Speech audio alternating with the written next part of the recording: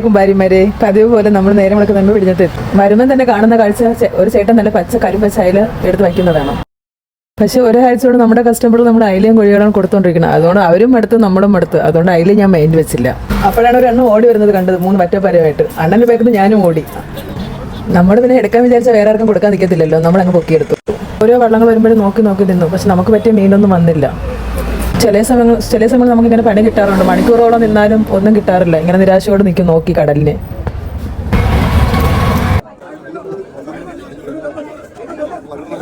അങ്ങനെ നിന്ന് നേരെ വിടത്തത് നമ്മൾ അറിഞ്ഞില്ല.